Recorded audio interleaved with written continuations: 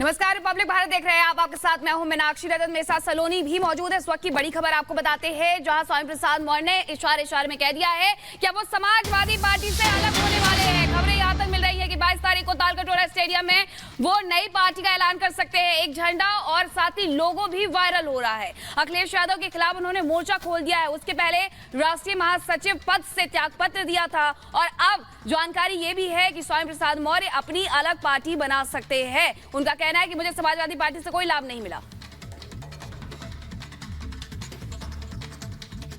Sir, क्या कहेंगे? अखिलेश यादव का एक बड़ा बयान आया। वो आपके राष्ट्रीय अध्यक्ष रहे हैं। उन्होंने कहा, मेरे पास ऐसी कोई मशीन नहीं कि मैं अंतरात्मा की आवाज़ किसी को सुन सकूं। लोग हमारे पास आते हैं, लाभ का पद लेने आते हैं और चले जाते हैं। क्या कहेंगे? इस तरह का बयान सीधा आपके नाम पर आया है। भाई देखिए, समाजवादी पार्टी सत्ता में भी तो इतना वोट नहीं मिला था जितना 2022 में मिला। 6.5% वोट की बढ़ोतरी अगर हुई तो स्वामी प्रसाद मौर्य के नाते हुई। 17 के पहले जिस समाजवादी पार्टी 22 के पहले जिस समाजवादी पार्टी की संख्या विधायकों की मात्र 45 थी, 22 के बाद वो संख्या 111 हो गई। तो किसने किसको क्या दिया, इस आंकड़े से स्पष्ट है। रही बात उन्होंने जो दिया, मैं एक एक करके वापस कर रहा हूँ।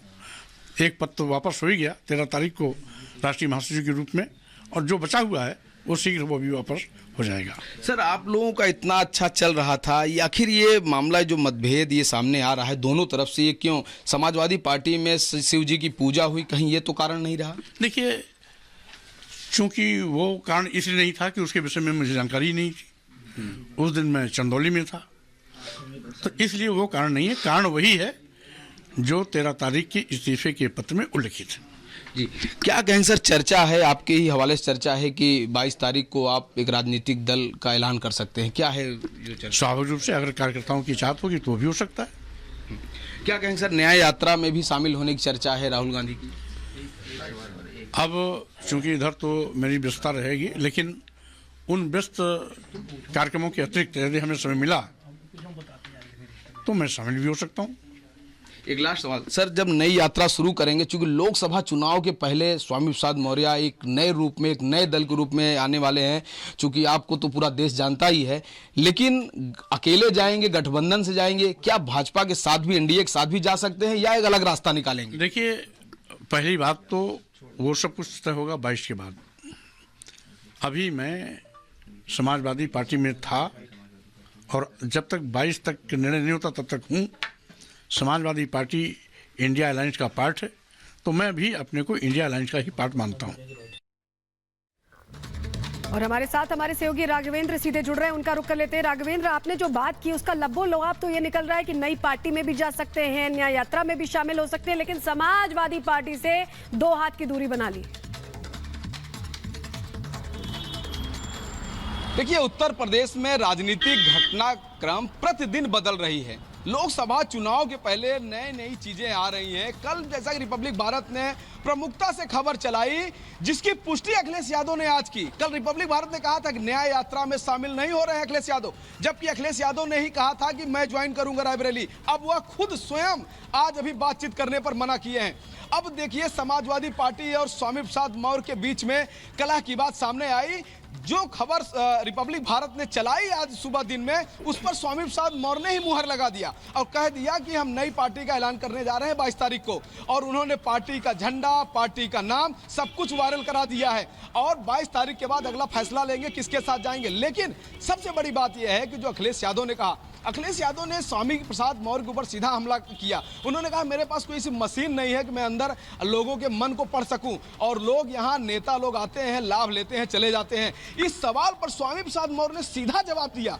कहा कि 2017 में जो विधानसभा का चुनाव हुआ था, समाजवादी पार्टी अपनी स्थिति देख ले कि क्या स्थिति थी। 45 सीट। बिल्कुल, स्वामी प्रसाद मौर्य का कहना है कि उन्होंने समाजवादी पार्टी को लाभ पहुंचाया। आप नजर बनाए रखिए, आपके पास लौटेंगे, लेकिन इस बीच एक और अहम जानकारी आप तक पहुंचाते हैं, जहां स्वामी प्रसाद पर अखिलेश अखिलेश यादव ने निशाना साधते हुए ये कहा है कि यहाँ कुछ लोग फायदा लेकर के निकल जाते हैं, कुछ के लिए फायदा सबसे ज्यादा जरूरी होता है। अखिलेश यादव ने ये कहकर के उन पर निशाना साधा था, लेकिन उसके पहले देखा था कि किस तरीके से लंबा चौड़ा खत लेकर के राष्ट्रीय महासचिव के पद से उन्होंने त्याग पत्र दिया और अब साफ साफ संदेश ये दिया जा रहा है कि समाजवादी पार्टी से किनारा कर लेंगे, पहले दो हाथ और अब 2 हाथ की दूरी, और इसी के साथ अपनी नई पार्टी बनाएंगे। 22 तारीख को नई पार्टी का ऐलान उनके द्वारा तालकटोरा स्टेडियम में किया जा सकता है।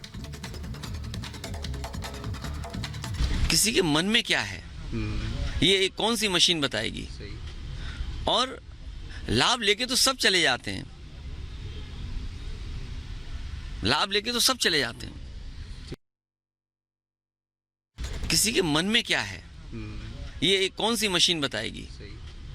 और लाभ लेके तो सब चले जाते हैं, लाभ लेके तो सब चले जाते हैं।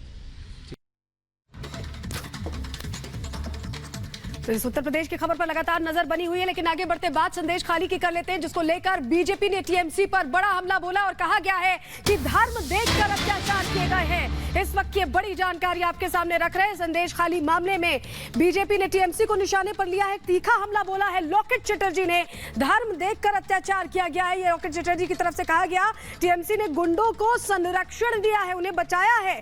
महिला अत्याचार की अनदेखी हो रही है पश्चिम बंगाल में, ये आरोप भी लोकेट चटर्जी ने लगाए हैं। कहा कि महिलाओं को फोन करके बुलाया जाता था। तो उनकी तरफ से प्रेस कॉन्फ्रेंस की गई है और क्या कुछ कहा है आपको सुनवाते हैं। सालों तक महिला के ऊपर अत्याचार, सिर्फ अत्याचार नहीं, रात 12 बजे, रात 1 बजे फोन करते थे, फोन करके बुलाते थे। विवाहित अविवाहित महिला को फोन करके बुलाते थे कि अभी आना है, अभी काम है। अगर वो मना करते थे 12 बजे आप लोग क्यों फोन कर रहे हैं, तो उसको हस्बैंड को मारने का धमकी देते थे, उसको बच्चे को मारने का धमकी देते थे कि अगर आप लोग नहीं आएंगे तो आपको हस्बैंड को ट्रांसफर कर देंगे, आप हस्बैंड को मार देंगे। तो महिला लोग क्या करेंगे? परिवार को बचाने के लिए महिला लोग चले जाते थे 12 बजे, 12:30 बजे। 2-3 दिन बाद महिला लोग खुद बता रहे हैं आप टीवी के सामने कि 2-3 बाद जब उनका मनोरंजन पूर्ण हो जाते थे तब उसको भेज देते थे, उसका जमीन ले लेते थे, उसका जॉब कार्ड ले लिया, उसका जमीन अगर नहीं देते थे उसमें सॉल्ट वाटर घुसा दिया, वो खेती नहीं कर पाए, उसके पास कुछ उपाय नहीं है, उसका आधार कार्ड, उसका जॉब कार्ड, सब कुछ ये लोग ले लेते थे। और महिला लोग अगर पुलिस के सामने जाके कंप्लेन के लिए जाते थे, बोलते थे शेख शाहजहां जो है उसका जो गैंग है उसके पास से परमिशन लेके आइए आप, तब आपका FIR होगा। ममता बनर्जी कल बोल रहे थे ना। और लगातार मंत्रोच्चार के साथ पूजा अर्चना की जा रही है। अभी आप संतों आचार्यों की उपस्थिति में मुझे भव्य कल्की धाम के शिलान्यास का सौभाग्य मिला है और आगे भी जितने अच्छे काम रह गए हैं ना से भी पूरे करेंगे। भारत माता की।